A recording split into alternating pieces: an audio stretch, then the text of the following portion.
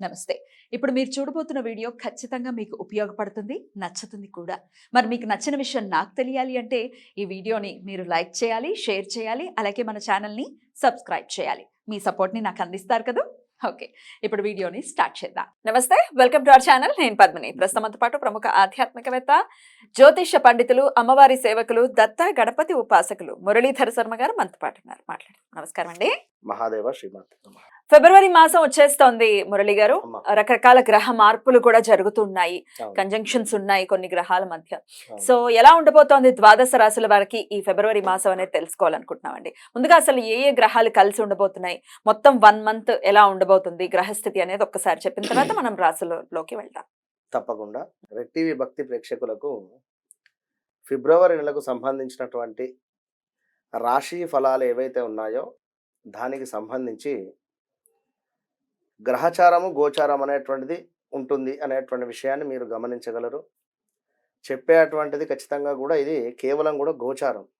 గోచారానికి సంబంధించి మీకు దీని నుండి ఫలితాలు తక్కువగా కనబడినా కూడా మీ గ్రహచారము అంటే మీరు పుట్టినటువంటి సమయంలో ఏర్పడేటువంటి లగ్నం ఏదైతే ఉంటుందో దాన్ని ఆధారంగా చేసుకొని ఏర్పడినటువంటి లగ్నము, ఆ యొక్క 12 చక్రాసు, ఏ గ్రహం ఎక్కడ ఉంది అనేటువంటి దాన్ని బట్టి రిజల్ట్ మీకు ఉంటుంది. కానీ ఇది మనం చెప్పేటువంటిది ఫిబ్రవరి నెలలో ఏ ఏ గ్రహాలు మారడం వలన ఏ రాశుల వారికి ఏ విధమైనటువంటి ఫలితాలు ఉంటాయి అని.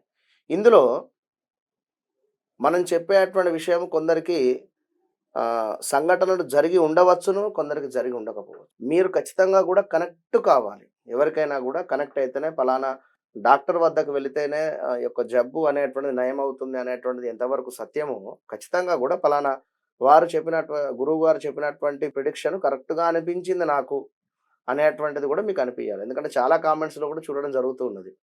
గురువు గారు మీరు చెప్పినటువంటి విధంగానే నాకు ఆ సంఘటన జరిగింది నిజంగానే అని ఒకరంటే, మరొకరు నాకు అసలు ఎలాంటి సంఘటనలు మ్యాచ్ లేవు అని అవ్వలేదు. చెప్పి అంటున్నారు. సంతోషమే అక్కడ. ఇప్పుడు కొంతమంది అలా కమెంట్స్ పెట్టిన వాళ్ళ విషయం నాకు అర్థమైంది.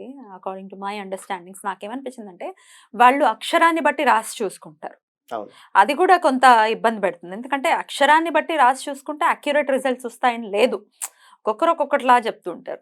100% మనకు కనిపించాలి, పోనీ 100 కాదు, 50% అయినా మనకి గోచారానికి సంబంధించి మనకు కనిపించాలి అంటే మన రాశి లగ్నం పర్ఫెక్ట్ గా మనకు తెలిసి ఉండాలి. తెలిసి ఉండాలి అంతేనా? ఖచ్చితంగా కూడా. ఉమ్. కనుక మీరు ఈ యొక్క సబ్జెక్టును అర్థం చేసుకోండి. ఏదో కర్కాటక రాశికి బాగాలేదు అంటే బాగాలేదు అని చెప్పి నాది కర్కాటక రాశి అని చెప్పి అనుకోవద్దు. కనుక మీకంటూ ఒక డేట్ ఆఫ్ బర్త్, పుట్టిన సమయాన్ని బట్టి నిర్ధారణ ఉంటుంది. దాన్ని బట్టే మీరు ముందుకెళ్ళాలి. ఇక అవి లేవు అనుకుంటే అది సెకండరీ విషయం. దానికి సంబంధించింది చాలా టాపిక్స్ మాట్లాడడం జరిగింది. మీరు చూసుకోండి. ముందుగా మరి గ్రహస్థితి ఎలా ఉందండి ఫిబ్రవరి మాసంలో? ఫిబ్రవరి మాసానికి సంబంధించి మనకు యొక్క సూర్య భగవానుడు మకరంలోకి రావడము మనకు మకర మకర సంక్రాంతి నాడు. సంక్రాంతిని పురస్కరించుకొని అది పెద్ద గ్రహమే. ఉమ్. ఈ శని భగవానుడు ఎక్కడైతే ఉన్నాడో అక్కడే కుంభంలోనే ఉన్నాడు. తనకు సంబంధించి ఎలాంటి మార్పు లేదు. గురువు గారు కూడా మేషంలోనే ఉండడం జరిగింది. కనుక తనకు సంబంధించింది ఏది లేదు. చూసుకున్న రాహుకేతువులు అక్కడే ఉన్నారు. ఇక్కడ కన్యలో, అదేవిధంగా అక్కడ ఉమ్. మన మీనంలో. మీనంలో ఉమ్. రాహువు. ఇక శుక్రుడు, కుజుడు, అదేవిధంగా బుధుడు, ఈ 3 గ్రహాలు మాత్రమే మారేటువంటి పరిస్థితి. ఈ 3 గ్రహాలు మారేటువంటి సందర్భంలో ఇక్కడ బుధాదిత్య యోగము ఏర్పడుతుంది. విన్నరా? ఫస్ట్ సూర్యుని వద్దకు బుధుడు వెళ్ళిపోతూ ఉన్నాడు. దానిని బుధాదిత్య యోగము. ఇది కొన్ని రోజులు కొన్ని రాశుల వారికి. అటు పిమ్మట కుజుడు వెళ్ళడం జరుగుతున్నది, అదే సూర్యుని వద్దకు. నెక్స్ట్ శుక్రుడు వెళ్ళడం జరుగుతున్నది. 4 గ్రహాలు ఒకే దగ్గర గ్రహ ఉండిపోతున్నాయి. యుద్ధం కూడా ఏర్పడేటువంటి పరిస్థితి ఉన్నది. ఎగ్జాక్ట్లీ.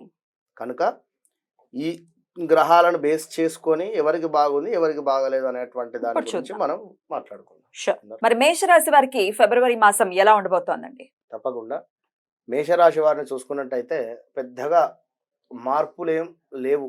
ఎందుకు అనుకుంటే గురుగ్రహం అక్కడే ఉంది, శని గ్రహం కూడా అక్కడే ఉంది. కనుక వీరు అనుకున్నటువంటి పనులు ఏవైతే అనుకుంటూ ఉన్నారు, లేదా ఈ పని చేయాలి అని చెప్పి మనసులో అనుకుంటూ ఉన్నారో అది ఖచ్చితంగా కూడా నెరవేరడానికి ఛాన్సెస్ ఎక్కువగా కూడా ఉన్నాయి. అయితే ఈ విధంగా మేషరాశి వారికి ఉండడం జరిగింది. వీరికి ఒకటే పెను మార్పు ఏమిటంటే ఖచ్చితంగా జాబ్ రిలేటెడ్ చేంజెస్ మాత్రం కనబడుతూ ఉన్నాయి.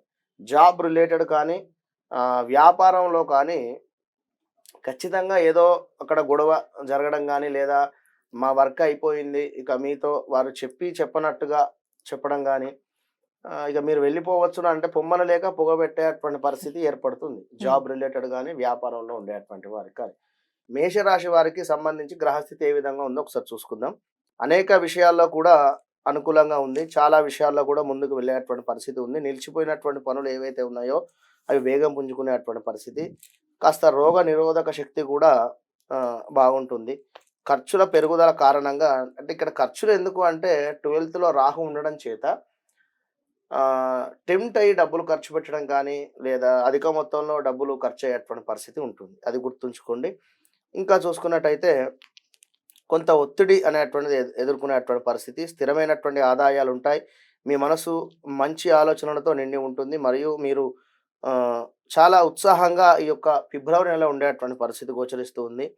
ఇంకా నువ్వు చూసుకున్నట్టయితే 11వ స్థానంలో ఉండేటువంటి శని వలన కెరీర్లో అనుకూలమైనటువంటి స్థానం అంటే ఏదైతే అనుకుంటున్నారో అక్కడికి ముందుకు వెళ్ళేటువంటి పరిస్థితి ఉంది. లాభాన్ని చేకూర్చేటువంటి స్థానంలో ఉన్నాడు కనుక మంచిగానే ఉంటుంది.